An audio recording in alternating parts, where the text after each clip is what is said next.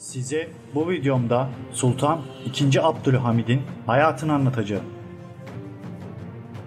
Sultan II. Abdülhamid doğum tarihi 21 Eylül 1842, ölüm tarihi 10 Şubat 1918, Osmanlı İmparatorluğu'nun 34. padişahı, 113. İslam halifesi ve çöküş sürecindeki devlete mutlak hakimiyet sağlayan son padişahtır. Tahta kaldığı yıllarda imparatorluk dağılma dönemini yaşadı. Başta Balkanlar olmak üzere çeşitli bölgelerde çıkan isyanlar ve Rusya İmparatorluğu'na karşı kaybedilen 93 Harbi'ne tanıklık etti. 31 Ağustos 1876'da tahta çıktı ve 31 Mart vakasından kısa bir süre sonra 27 Nisan 1909'da tahttan indirilene kadar ülkeyi yönetti. Meşruiyet yanlısı yeni Osmanlılar ile yaptığı anlaşma sonucunda 23 Aralık 1876'da ilk Osmanlı Anayasasını ilan etti ve böylece ülkenin demokratikleşme sürecine destekleyeceğini izlemini verdi. Ancak kısa bir süre sonra meclis ile yaşadığı anlaşmazlıklar ona sürerek 1878'de meclisi kapattı. Meclisi kapattıktan sonra gücünü pekiştirerek mutlak hakimiyetini başlattı. Osmanlı İmparatorluğu'nun modernleşmesine yönelik çabalar II. Abdülhamid tarafından devam ettirildi. Bürokraside yapılan reformların yanı sıra Rumeli Demiryolu ve Anadolu Demiryolu'nun uzatılması ile Bağdat Demiryolu ve Hicaz Demiryolu'nun inşası gibi projeler bu dönemde yapıldı. Bu demiryolları ve telgraf sistemleri Alman firmaları tarafından geliştirildi. 1898'de modern anlamda ilk yerel hukuk fakültesi açıldı. Ayrıca nüfusun kayıt altına alınması ve basın üzerindeki baskının artması sağlandı. Bu dönemin reformlarında eğitime geniş yer ayrıldı. Hukuk, sanat, ticaret, inşaat, mühendisliği, veteriner, gümrük, tarım ve dil okulları dahil olmak üzere birçok mesleki okul kuruldu. Kendisi 1881'de İstanbul Üniversitesi'ni kapatsa da 1900'de yeniden açılmasına karar verdi. İmparatorluk genelinde ilk, orta ve askeri okullardan oluşan eğitim ağını genişletti. Osmanlı İmparatorluğu'nun bu dönemlerdeki batık ekonomisi Abdülhamid'in saltanatının ilk yıllarında Duyun Umumiye'nin kurulmasına yol açtı. Sultan II. Abdülhamid'in şehzadeliği. II. Abdülhamid, Sultan Abdülmecid'in Tirimüjgan Kadın Efendi'nden olan oğludur. Annesi Çerkez'dir. 21 Eylül 1842 yılında Osmanlı İmparatorluğu'nun başkenti İstanbul'da Topkapı Sarayı'nda dünyaya geldi. Henüz 10 yaşındayken annesi Tirimüjgan Sultan'dan ölünce bakımını Abdülmecid'in diğer çocuksuz eşi Piritsu Kadın Efendi üstlendi. Piritsu Kadın Efendi Abdülhamid'i kendi çocuğu gibi büyüttü. Babasının ölümünden sonra yerine tahta geçen amcası Abdülaziz diğer şehzadelerle birlikte Abdülhamid'in eğitimiyle de yakından ilgilendi. Abdülhamid Gerdan Kıran Ömer Efendi'den Türkçe, Ali Mahfi Efendi'den Fransızca, Ferit'ten ve Şerit Efendilerden Arapça ve diğer ilimler Vakunovis Lütfi Efendi'den Osmanlı tarihi, Ethem ve Kemal Paşalardan Monsieur Gardet'ten Fransızca, Miralay Lombardi ile Calistro Guatelli'den de musiki dersleri almıştır. Gençlik günlerinde veliaht olarak büyük kardeşi Şehzadem 5. Murat görüldüğü için saray çevrelerinde fazla ilgi görmeyen Abdülhamid bu nedenle aşırılıktan uzak sade bir hayat yaşamıştır. Opera ile ilgilenen, birden çok opera klasik eserlerini Türkçe bizzat tercüme eden ve tercüme ettiren II. Abdülhamid, II. Mahmud'un zamanında kurduğu mızıkayı ve Hümayun için opera eserleri bestelemiştir. Marangozluk zanaatinde çok maharetli olan Sultan Abdülhamid, bugün Yıldız Sarayı ve içerisindeki Şelale Köşkü ile Beylerbeyi Sarayı'ndaki görülebilecek birçok yüksek kalite mobilyanın da zanaatkarıdır. II. Abdülhamid, kendisinden önceki diğer padişahların aksine şehzadeliği sırasında yurt dışı ziyaretlerine çıkmış, tahta çıkmasından 9 yıl önce amcası Sultan Abdülaziz 1867 yılında çıktığı Avrupa gezisinde amcasına refakat etmiştir. Bu gezide 30 Haziran 10 Temmuz 1867 tarihinde Paris, 12-23 Temmuz 67 tarihinde Londra, 28-30-67 tarihinde Viyana ziyaretlerinde bulunmuş. 21 Haziran 1867'de de henüz 24 yaşında iken İstanbul'dan başlayan yolculukları bu şehrin dışında diğer Avrupa başkentleri ve önemli şehirleri de ziyaret edildikten sonra 7 Ağustos 1867 tarihinde yeniden İstanbul'da sona ermiştir. Siyasi olaylar, Sultan II. Abdülhamid'in tahta çıkışı ve 1. Meşrutiyet. Amcası Abdülaziz'in 1876'da tahttan indirilmesi ve şüpheli şartlarda ölümü, ağabey 5. Murat'ın tahttan geçirildikten 3 ay sonra ruhi çöküntü geçirdiği iddiasıyla tahttan indirilerek Çırağan Sarayı'na hapsedilmesi olaylarına şahit oldu. 31 Ağustos 1876'da padişah ilan edildi ve 7 Eylül günü Eyüp'te kılıç kuşandı. Abdülhamid tahta çıktığında Osmanlı İmparatorluğu büyük bir buhrandaydı. 1871'de Ali Paşa'nın ölümünden sonra saray ile Baba Ali arasında çekişme alevlenmiş, 1875'te devlet borçlarını ödeyemez hale düşerek Muharrem kararnamesi ile moratorium ilan etmiş, Rusya'nın başını çektiği Pan-Slavizm akımının etkisiyle Balkanlarda milli isyanlar baş göstermişti. Yurt içinde meşruiyet yanlısı görüşler güçleniyor, hatta padişahlığın tasfiyesiyle Cumhuriyet ilanı fikri tartışmaya açılıyordu. Ağabeyinin yerine tahta geçtikten sonra her iki saltanatın değişiminin mimarı olan Mithat Paşa'ya sadrazam yaptı. Abdülhamid tahta geçmeden Mithat Paşa'ya verdiği taahhüt uyanınca 23 Aralık 1876'da ilk Osmanlı Anayasası olan Kanuni Esasi'yi ilan etti. Meclisi Mübasun ve Ayan Meclisi üyelerinden oluşan ilk meclis, Meclisi Umumi 19 Mart 1877'de açıldı. Böylece 1. Meşrutiyet dönemi başladı. Padişah ile meclisin ülkeyi birlikte yönetmesi ilkesine dayanan anayasal monarşi sistemin geçilmesiyle birlikte yargı bağımsızlığı ve temel hakların anayasada teminat altına alınmasına rağmen esas hakimiyet padişahın kalmıştı. Abdülhamid Kanuni Esasi'nin 110. maddesiyle kendisine tanınan idari sürgün yetkisini kullanarak da meclisi toplamadan Mithat Paşa'yı sürgüne yolladı. Balkanlarda huzursuzluk. Abdülaziz döneminde 1861-76, 75 yılının başlamış olan Hersek isyanı ve Bulgar isyanları sürerken 5. Murat döneminde Sırbistan ve Karadağ savaşları ile Balkan toprakları savaş alanına çevrilmişti. Bu isyanları kışkırtan ve destekleyen Rusya, şark meselesini halletmek üzere fırsat kollamaktaydı. Kırım Savaşı 1853-56 sırasında Rusya, aralarında Osmanlı Devleti'nin de bulunduğu Batı İttifakı'na yenilmiş ve yalıtılmıştı. Rusya dikkatini 1860'lardan itibaren Kafkasya'daki son direnişi kırmaya, 63-64 ve Orta Asya'daki Türk hanlıklarının topraklarını ele geçirmeye 66-76'da vermiş. Aynı dönemde ise Birleşik Krallık ve Fransa'nın dikkati 1871'de Almanya birleşmesi ve İtalya'nın birleşmesiyle Avrupa kıtasında oluşan yeni dengelere yönelmişti. Birleşik Krallık, Kırım Savaşı'nda Osmanlı Devleti'ni destekleyen Palmerston 55-65 döneminde aksine Gladstone 68, 74, 80 ve 85, 92, 94 Osmanlı muhalifi bir siyasi tutum içine girmiş, muhalefetteyken bu özellikle Bulgar isyanlarının bastırılması sırasında Osmanlı Devleti'nin katliamlar yaptığı iddialarını gündemde taşımıştı. Bu da Macar devrimcilerinin Osmanlı Devleti'ne sığınmaları 1848 ve Kırım Savaşı 53-56 sırasındaki müttefiklik sayesinde Türklere yönelik olumlu bakış açısını tersine çevirmeye başlamıştı. 93 Harbi.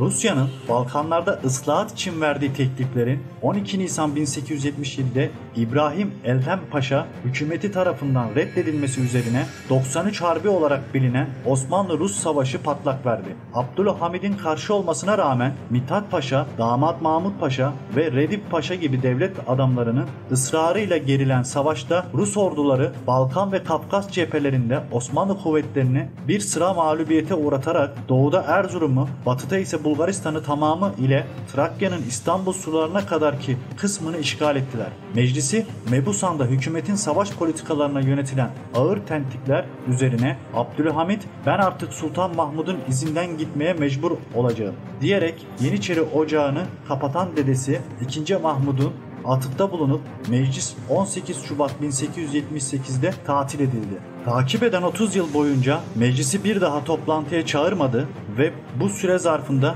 meşruiyet anayasası olan Kanuni Esasi'yi kağıt üzerinde de olsa muhafaza ederek aldığı kararları yine de bu anayasaya göre yürürlüğe koydu.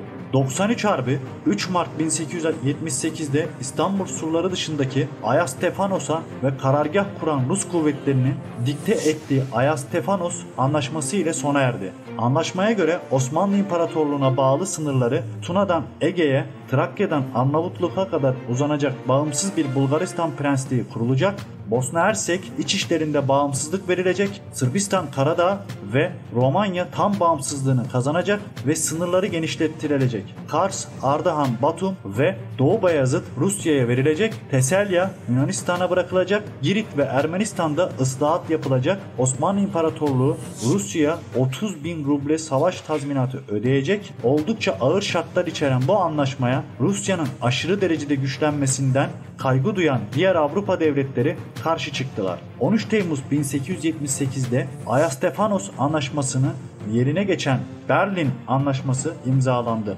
Yeni anlaşmayla Rusya'nın toprak kazanımları geri alındıysa da Romanya ve Karadağ bağımsızlık verilirken Bulgaristan'da da Almanya ve Avustralya Macaristan himayesindeki özerk bir prenslik oluşturuldu. Parçalanma. Sırbistan 1815 yılında özerklik kazanmış.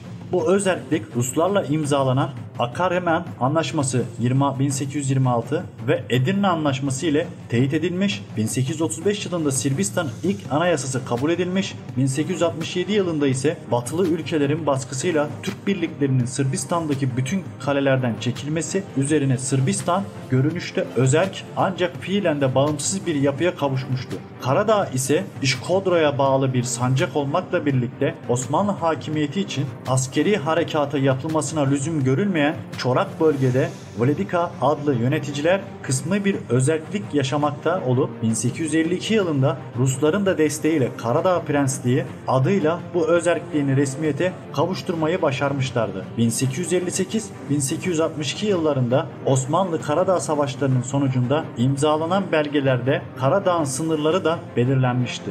Sırbistan ile savaş başlangıçta Osmanlı ordularının başarısıyla sonuçlandı. Sırpların Niş, Pirot ve Sofya hedeflerine yönelik başlıkta taarruzları durduran Türk birlikleri karşı taarruza geçti ve 1 Eylül 1876 tarihinde Aleksinaç Muharebesi'nde Sırpların kesin bir yenilgiye uğrattı. Ekim ayında Sırpların savunmasının tamamen çökmesi ve Osmanlı ordusuna Belgrad yolunun açılması üzerine Rusya 48 saat içinde silahlı çatışmaların durdurulması hususunda Osmanlı Devleti'ne ultimatum verdi. Rus baskısına boyun eğmek zorunda kalan Osmanlı Devleti ateşkes yaptı. 15 Ocak 1877 tarihi itibariyle Sırbistan ile savaşın ilk merhalesi kesin olarak sona erdi. Karadağ ile 18 Haziran 1876 tarihinde başlamış olan savaşta ise Osmanlı ordusu başarısız olmuştu. 18 Temmuz'da Nikšić muhaberesinde yenilgiye uğrayan Osmanlı ordusu geri çekilmek zorunda kaldı.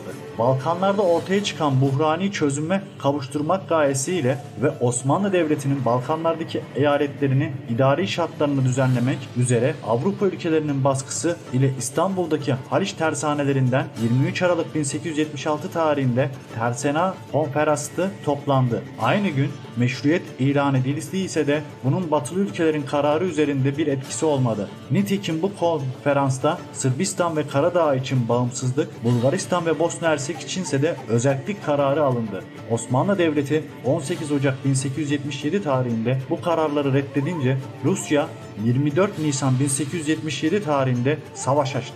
Ruslarla harbin çıkması üzerine hem Sırbistan hem Karadağ ile muharebeler de yeniden başladı. Osmanlılar neredeyse bütün birliklerini Ruslarla savaşa teksif ettikleri bir dönemde Sırbistan ve Karadağ'daki az sayıdaki birliklerle savunmada kaldılar ve mağlup oldular. Sırplar 1878 yılında Niš, Pirot ve Vranje'yi ele geçirirken Karadağlılar ise Nikšić, Podgorica, Bar ve Ürgün'ü işgal ederek Adriyatik denizine çıktılar. Osmanlı Devleti 1878 yılında imzalanan Ayastefanos Anlaşması ve Berlin Anlaşması ile Karadağ ve Sırbistan'ın bağımsızlıklarını tanıdığı gibi kaybettiği toprakların bu iki ülkeye ait olduğunu da kabul etti.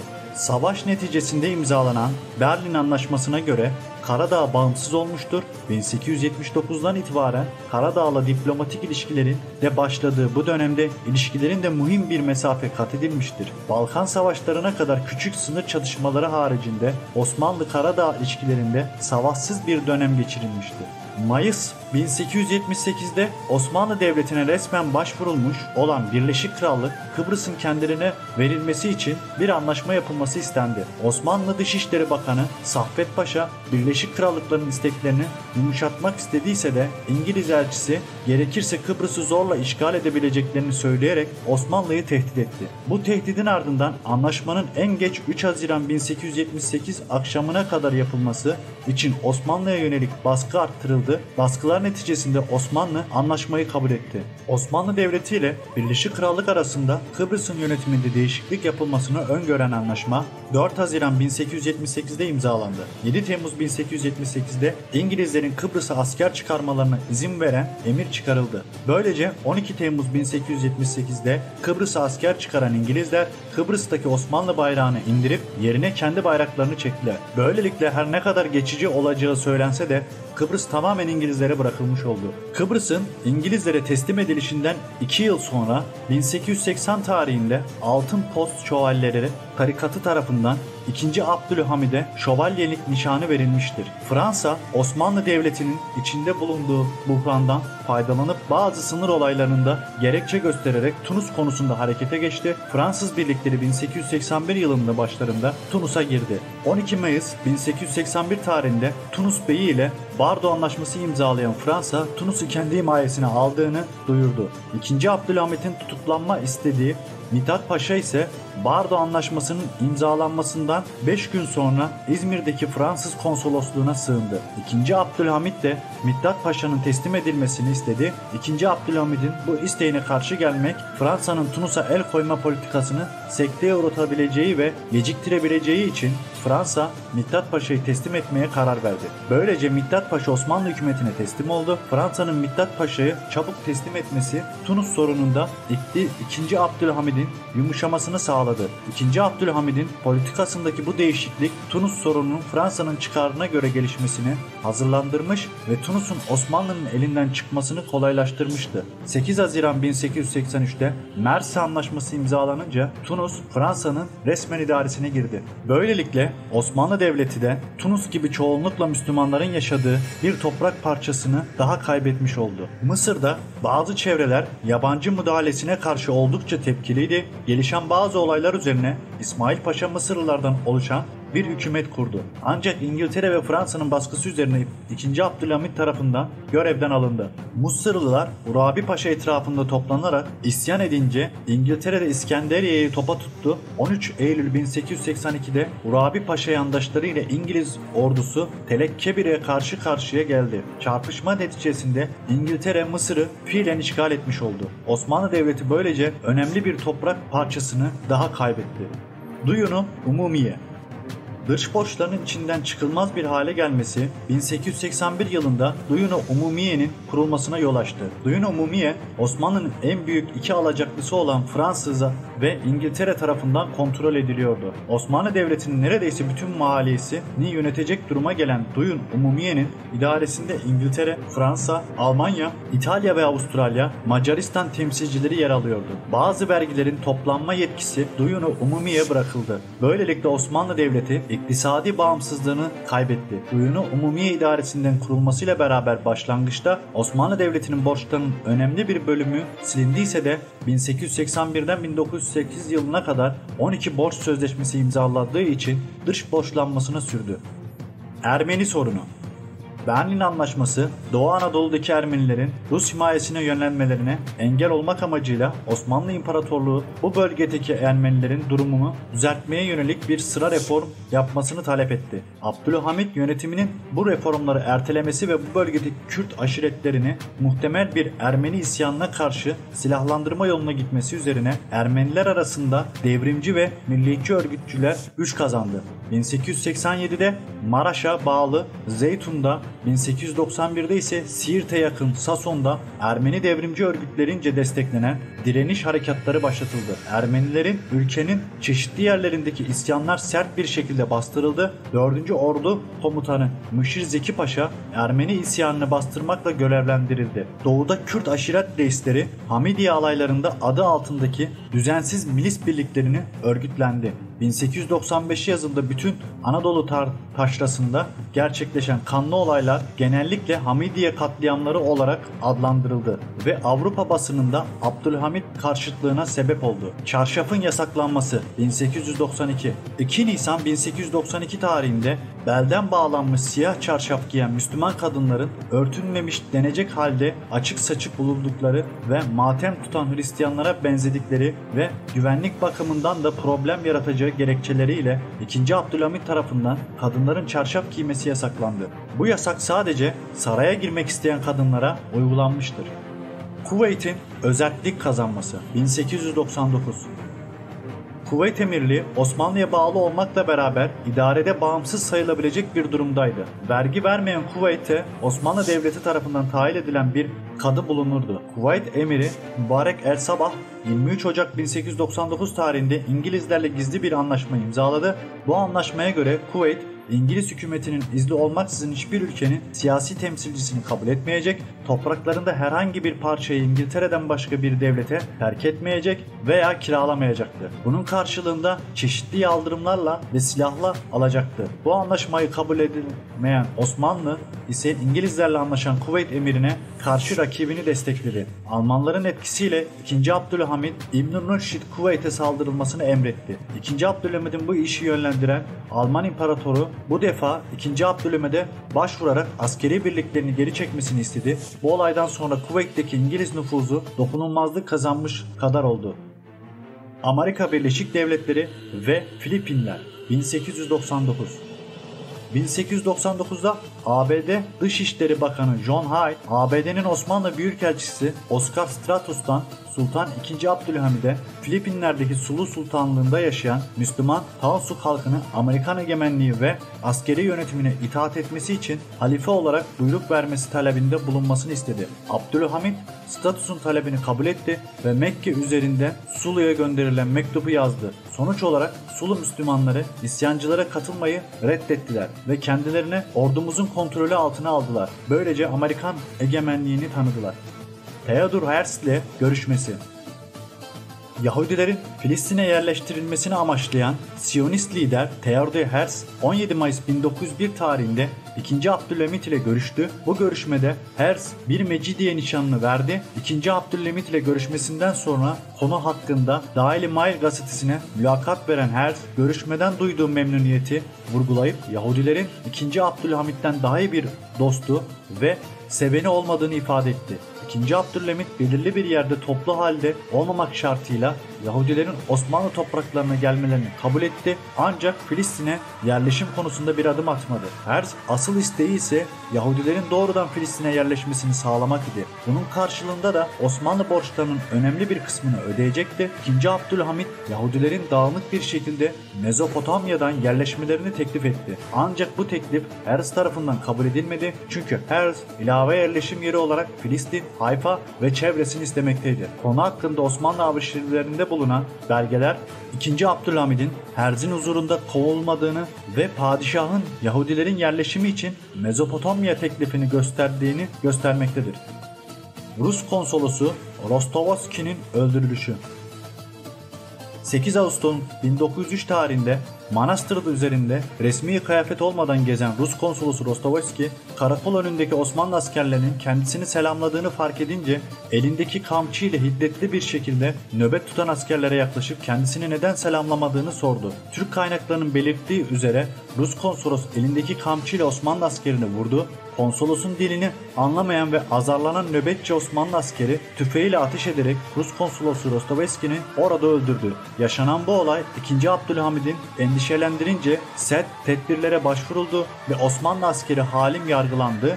2. Abdülhamid mahkemeyi takip eden Hüseyin Hilmi Paşa'ya Rus konsolosunun öldürülmesi nedeniyle 2 Osmanlı askerinin idamının derhal uygulanmasını emretti. Rus konsolosluğunu öldüren Osmanlı askeri Halim yanı sıra yanında bulunan diğer nöbetçi asker olan Abbas da cinayeti önleyemediği için 4 günde tamamlanan yargılanmanın ardından Rus konsolosu öldürülen asker ile birlikte idam edildi. Rus konsolosunun Osmanlı askeri Halim'e küfrettikten sonra öldürüldüğünü söyleyen bir asker ise 15 yıl ve tevfik aldı. Bir temizlik görevlisi de 5 yıl hapis cezası aldı. Ayrıca nöbetçi asker Halim'in bölük komutanı ile öldürülen Rus konsolosun hakkında kötü konuşan 2 Osmanlı teğmeni de meslekten uzaklaştırıldı. Bölgede nahiye müdürü olarak görev yapan Hasan Tahsin Bey, Rus konsolosunun nöbetçi askeri tokatlaması sonucu cinayetin işlendiğini belirtir. Bir subayın ifadesine göre ise Rus konsolos nöbetçi askeri elindeki kamçı ile dövmüş ve asker de bunun üzerine ateş etmişti.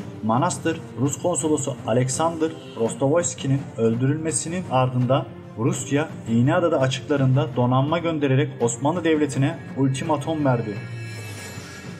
Hafiye Teşkilatı. II. Abdülhamit meclisini kapatarak yönetimi kendi eline aldıktan sonra Osmanlı tarihinde ilk defa geniş kapsamlı bir polis ve istihbarat örgütü kurdu. 1880 yılında Yıldız İstihbarat Teşkilatı'nı kurdu. Çok sayıda hafiyeden meydana gelen bu teşkilatın gayesi Abdülhamid'in siyasi rakipleri hakkında bilgi toplamak ve Abdülhamid'e karşı hazırlanan darbeye veya isyan teşebbüslerini önlemekti. Hafiyeler sadece kendi başlarına bilgi toplamakla kalmıyor, halk arasında çok sayıda kişiye maaş bağlayarak geniş ve istihbarat ağı oluşturuyorlardı. Jurnalçı adı verilen bu kişiler Abdülhamit yönetiminden karşı olabilecek faaliyetleri bildiriyor, böylece her türlü hareketin önü önceden kesilmiş oluyordu. Abdülhamid'in dönemi bazı uzmanlarca Osmanlı Devleti'nin ömrünü 30-40 yıl daha uzatmış olduğu ileri sürülmüştür. Düvel-i Muazzam'ın bu meclis açılmasına demokrasi ve insan hakları için değil, kendi adamları olan milletvekilleri eliyle iç idareyi daha rahat karıştırabilmek için istediği öne sürülmüştür. İcra-i baskı altında tutulan bir meclis vardı. Azınlık milletvekilleri her bir grup arkasına bir Avrupa devletini alarak üyesi olduğu bağımsız devletler için karar çıkarmak için uğraşmaktaydılar. Mesela Girit, Teselya ve Yanya'nın Yunanistan'a bırakılmasının gerektiğini ifade eden vekiller çıkmıştır. II. Abdülhamit 13 Şubat 1878'de meclisi tatil etti. 5. Murat'ı padişah, Mithat Paşa'yı sadrazam yapmak için genç Osmanlılardan Ali Suvavi Çırağan baskını olarak geçen başarısız darbeyi yaşattı. 23 ihtilalcinin ölümüyle sonuçlanan bu sonuçsuz darbe II. Abdülhamid'in Hafiye denilen gizli teşkilatını kurarak daha sıkı idareyi ele almasıyla sonuçlandı. Daha Abdülhamid tahta çıktığında ise Osmanlı Devleti çok ağır bir borç yükü altındaydı. Alacakların baskısıyla artık ödenemez duruma gelmiş borçların yönetimi için Duyun-u Umumiye Genel Borçlar İdaresi kuruldu. Aralarında Galata bankerleri ile Osmanlı Bankası'nın da bulunduğu alacaklılar bu kuruluş aracılığıyla devlet gelirlerinin önemli bir bölümüne el koydular. Osmanlı ekonomisi ve maliyesi büyük ölçüde yabancıların denetimine girdi. Bu olumsuz koşullar karşısında Abdülhamid Müslüman halkın desteğini sağlamaya çalıştı. Bunun için halifelik kurumundan da yararlandı. İslamcı ideolojiye destek verdi. İkinci Meşrutiyet. II. Abdülhamit'in örfü idaresine karşı muhalefet de giderek güçlendi. 1889'da İttihat ve Terakki Cemiyeti kuruldu. 1908'de İttihat ve Terakki yanlısı bazı subaylar Manastır ve Selanik kentlerine ayaklandı. Bu baskınların üzerine Abdülhamit 24 Temmuz 1908'de anayasayı yeniden yürürlüğe koymak zorunda kaldı ve ikinci meşruiyet ilan edildi. Yapılan seçimlerle oluşturulan yeni meclis 17 Aralık 1908'de açıldı. Ancak artan huzursuzluklar ve İttihat ve Terakki muhaliflerinin baskıları sonucunda 13 Nisan 1909'da İstanbul'da isyan çıktı. Rumi takvimde 31 Mart günü patlak verdiği için bu isyan 31 Mart vakası olarak bilinir. Selanik'te kurulan hareket ordusu 23-24 Nisan gecesi İstanbul'a girerek isyanı bastırdı. İkinci Meşrutiyet döneminde ağırlıklı olarak İttihat ve Terakki hükümetlerinin yönetiminin elinde geçti. Devlet yönetimi İttihat önderleri Enver Paşa, Talat Paşa ve Cemal Paşa etkili oldu. Bu dönemde Osmanlı Devleti Trablusgarp ve 1. ve 2. Balkan Savaşları ve 1. Dünya Savaşlarına girdi. 1. Dünya Savaşı'nın hemen ardından 6. Mehmet İtilaf devletlerinin baskısıyla 21 Aralık 1918'de parlamentoyu kapattı. Tahttan indirilişi. 12 Nisan, 13 Nisan'a bağlayan gece Taksim kışlasında avcı taburunda bağlı askerler subaylara karşı ayaklanarak kendilerine önderlik eden din adamlarının peşinden Heyet-i Mebusa'nın önünde toplandılar ve ülkenin şeriata göre yönetilmesini istediler. Hüseyin'in Hilmi Paşa hükümeti isyancılara uzlaşma yolunu seçti ve hükümet üyeleri tek tek istifa etti. İsyan Heyet-i Mübahasan üzerinde de etkili oldu. O gün İttihat ve Terakki üyesi mebuslar can güvenlikleri olmadığı için meclise gitmedi. Bazıları İstanbul'dan uzaklaşırken bazıları da şehir içinde saklandı. Bu arada isyancılar, itaatçı subaylar, mebuslar bulundukları yerde öldürülüyorlardı. Hükümetin ve meclisin etkisiz kalmasıyla 2. Abdülhamit yeniden duruma hakim oldu. İsyanı başlatan muhalefet ise herhangi bir propaganda mahrum olduğundan önderliği elde edemedi. İttihat ve Terakki asıl güç merkezi olan Selanik'teki 3. Ordu'yu harekete geçirdi. Böylece isyanı bastırmak üzere hareket ordusu kuruldu. İsyancılar 23 Nisan'ı 24 Nisan'a bağlayan gece İstanbul'a girmeye başlayan hareket ordusuna başarısız bir direniş çabasından sonra teslim oldular. Heyeti Mebusan'da ve Heyeti Ayan'da bir gece önce Yeşilköy'de toplanarak hareket ordusunun girişiminin meşruluğunu tasdik etti. İsyanın bastırılmasından sonra sıkı yönetimi ilan edildi ve isyancıların önderliği Divan-ı Harp'te yargılanarak ölüm cezasına çarptırıldılar. Muhalefet harekatı önemli kayıplara uğradı ama en önemli gelişme Meclis-i Umumi Milli adı altında birlikte toplanan Heyeti Mebusan ve Heyeti Ayan'ın 27 Nisan'da 2. Abdülhamid'in tahttan indirilmesini yerine 5. Mehmet'in geçirilmesini kararlaştırılmasıydı. Ayrıca Abdülhamid'in İstanbul'da kalması da mahsurlu bulunarak Selanik'e götürüldü. Divan-ı Harp 2. Abdülhamid'i yargılamak istediyse de yeni kurulan Hüseyin Hilmi Paşa hükümeti bunu kabul etmedi. 3 sene Selanik'te Alaaddin Köşkü'nde ev hapsinde tutuldu. Bu sırada köşke gittiğinde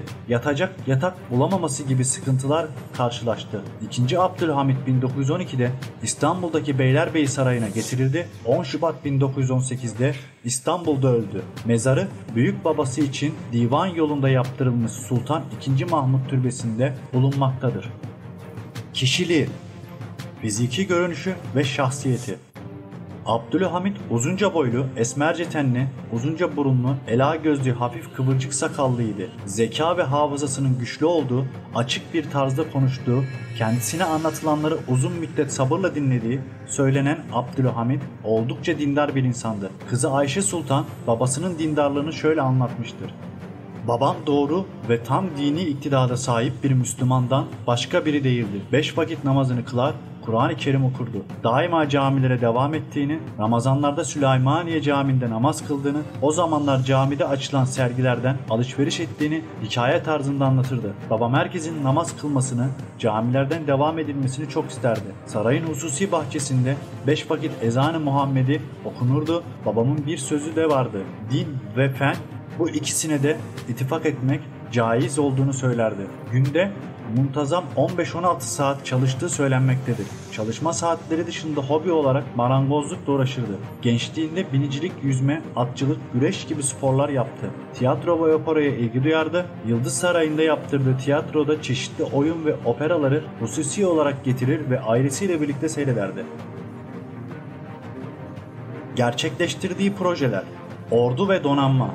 1879'da Osmanlı İmparatorluğu'nun hezimiyeti sonuçlanan 93 Harbi'nden sonra Sultan II. Abdülhamid Rus yayımcılığına karşı Osmanlı ordusunun modernleşme gerektiğini karar verdi ve bu yayımcılıktan etkilenen diğer ülke olan Almanya ile işbirliğine karar verdi. Aralarında sonradan müşir rütbesi verilecek olan Baron von der Goltz komutasında bir Alman askeri heyeti İstanbul'a geldi. Von der Goltz askeri okullarda köklü reformlar gerçekleştirip genç subayların yetiştirilmesi için ön şartları tespit etti. Ancak bununla birlikte von der Goltz, Türk generallerinin günümüze kadar dayanan, herkesten daha modern yöntemlerle eğitilmiş olma ve en yeni askeri teknolojileri takip etme şuurunu temel taşına meydana getirdi. Mama Fif, Prusya Anayasası'nın bir diğer temeli olan askerlerin sivil siyasete karışmaları prensibini aşılmakta başarılı olmadığı Baba Ali Baskını ile ortaya çıktı. II. Abdülhamid döneminde borçların artması, genel durum gibi sebeplerin ki gemiler hep borçlarla alınıyordu. Osmanlı donanması gücü azaldı. Osmanlı donanması Haliç tersanesinde kalmıştır. Bu dönemde dünyada ilk defa Osmanlı tarafından denenen Abdülhamid ve Abdülmecit zırhlı deniz atlıları denemelerde başarılı olmuştur. Ayrıca ilk deniz müzesi de bu dönemde açıldı. 1897. Fakat muhtelif sebeplerden dolayı Osmanlı Devleti denizaltı yarışına 1. Dünya Savaşı'nda elinde tek denizaltı bile olmadan devam etmiştir. En uzun süre bahriye hazırlığı yapan Hasan Hüsnü Paşa döneminde damgasını vurmuştur. Ordunun Wonder Ghost tarafından yeniden yapılandırılmasıyla birlikte Osmanlılar Krupp ve Mauser gibi Alman şirketlerine ilk kapsamlı silah siparişlerini verdiler. Wonder Ghost, Almanya'nın ve Osmanlı Devleti'nin doğudaki nüfusunu garantileyebilmek için Bağdat'ta tren yolunun inşaat edilmesini de destekledi. Bu fikir yeni pazarlar bulmak için tren yollarının yapılmasını destekleyen Alman ekonomisinin çıkarlarıyla da örtüşüyordu. 1888 yılında Sultan II. Abdülhamit Bağdat tren hattının inşası lisansını Alman bankası Deutsche Bank tarafından yönetilen bir Alman konsorsiyumuna verdi. Osmanlı ordusunun modern silahlar kullanmaya başlaması 1897 yılında Osmanlı-Yunan Savaşı'nda hemen semerini gösterdi. Osmanlı ordularının Atina'yı tekrar ele geçirmelerine ancak Rus Çarı 2. Nikolay'ın Sultan Abdülhamid'e haber göndererek eğer derhal ateşkes sağlamazsa Rus ordularının Erzurum'a hücum edebileceğini bildirmesi mani olmuştu. Eğitim. İlk kız okulları 2. Abdülhamit zamanında açılmıştır. Bununla birlikte bilgili bir kişi olan Abdülatif Supi Paşa'nın ilk defa bir kız sanat okulu açma teşebbüsünde tereddüt geçirmesi ve titizlenmesi üzerine Abdülhamit "Sen mektebi aç, ben arkandayım" diyerek açıktan destek vermiş ve çevresini daima kızların okuması için ilk adımları atmaya teşvik etmiştir. Osmanlı tarihinin en canlı eğitim hamlesi Abdülhamit döneminde rastlar. Tahta geçtiği yıl 250 olan rüştiye sayısı 1909'da 900'e, 6 olan iddia sayısı 109'a çıkmıştır. 1877'de İstanbul'un sadece 200 müdüren ilkokulu varken 1905'te 9000'e çıkmıştır. Ulaşım. Büyük ölçüde gerçekleşen projelerden birisi Hicaz Demiryolu'dur. Bu proje anlamlarını finanse edip Haydarpaşa Ankara arasında gerçekleştirdikleri Bağdat Demiryolu'nun aksine finansmanıyla, inşaatıyla, tasarımıyla, İslam aleminde toplanan bağışlarla tamamen yerli bir girişim eseridir. Sirkeci ve Haydarpaşa garları Abdülhamid'in yaptırdığı mühim binalardır. Haydarpaşa garının yapımına 30 Mayıs 1906'da başlanmıştır. 1881'de 1780 kilometre olan demiryolu uzunluğu 1907-1908 döneminde 5883 kilometreye bularak Abdülhamid'in hükümdarlığı boyunca 3 misli bir artış göstermiştir. İkinci Abdülhamit zamanında bütün Anadolu'yu baştan başa dolaşacak bir karayolunun ağının şose şebekesinin projelerini tatbikata geçirdiği çeşitli kaynaklarda belirtmektedir. 1869 yılında getirilen bir sistemle halkın karayollarının yapımına katılması sağlanmıştır.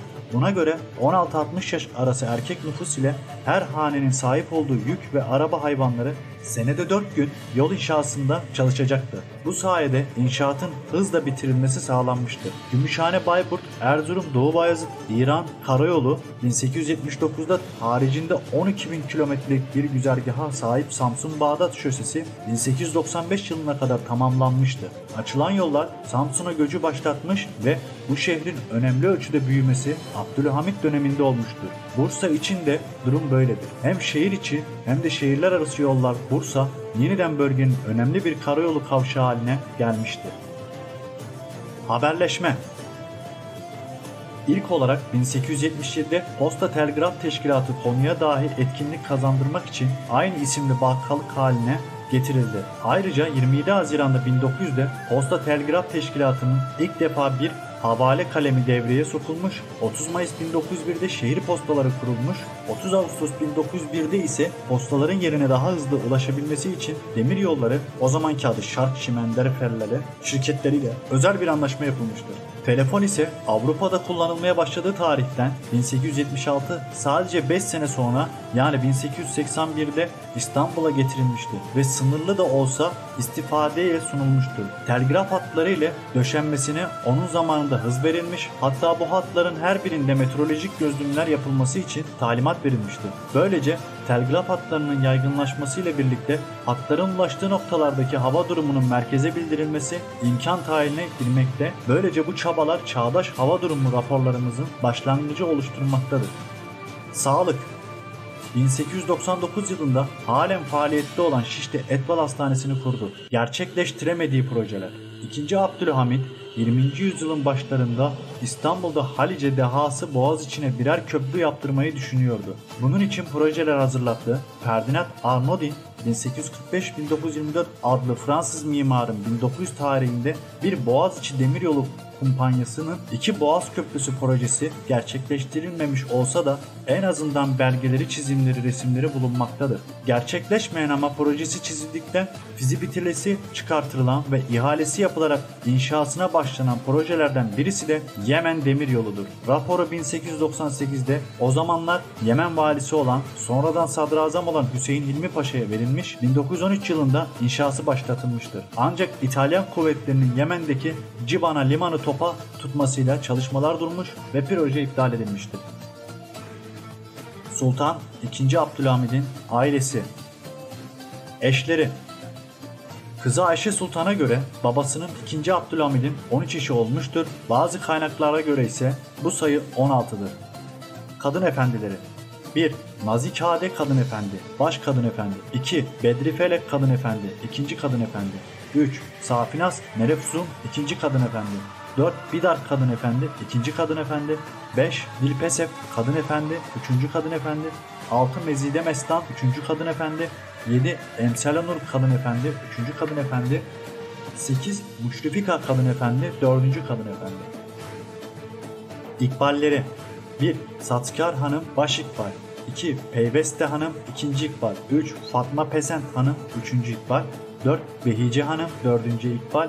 5. Saliha Naciye Hanım 4. İkbal. Gözdeler. 1. Durduane Hanım Baş Gözde. 2. Calibos Hanım 2. Gözde. Simpervar Nazlıyar Hanım 3. Gözde. 4. Nevcedit Hanım. 5. Bergüzar. 6. Levandit. 7. Ebru. 8. Sermelek. 9. Gevheris. Erkek çocukları. 1. Mehmet Selim Efendi, Bedri Felek Kadın Efendi'nin oğlu. 2. Ahmet Nuri Efendi. 3. Mehmet Abdülkadir Efendi. 4. Mehmet Burhanettin Efendi. 5. Abdurrahim Hayri Efendi, Peyveste Hanım Efendi'nin oğlu. 6. Ahmet Nurettin Efendi. 7. Mehmet Bedrettin Efendi. 8. Mehmet Abid Efendi, Saliha Naciye Hanım Efendi'nin oğlu. Kız çocukları. 1. Ulviye Sultan. 2. Zekiye Sultan. 3. Naime Sultan. 4. Naile Sultan. 5. Şadiye Sultan. 6. Ayşe Sultan. 7. Refia Sultan. 8. Hatice Sultan. 10 Temmuz 1897'de Yıldız Sarayı, İstanbul. 14 Şubat 1898. Annesi Fatıma Pesent hanımefendiydi. 7 aylıkken difteriden ölmüş. Yahya Efendi Türbesi'ne defnedilmiştir. Abdülhamit kızının ölümünden duyduğu üzüntüden dolayı hatırasına Hamidiye Etfal Hastanesi'ne, günümüzdeki Şişli Etfal Hastanesi yaptırılmıştır. 9. Aliye Sultan 1900'lerde bebekken ölmüştür. 10. Cemile Sultan 1900 yıllarda bebekken ölmüştür. 11. Semiye Sultan. 12. Saliha Sultan. Arkadaşlar, videomu beğendiyseniz beğenmeyi, bu tarz videoların devamını takip etmek için abone olmayı unutmayın.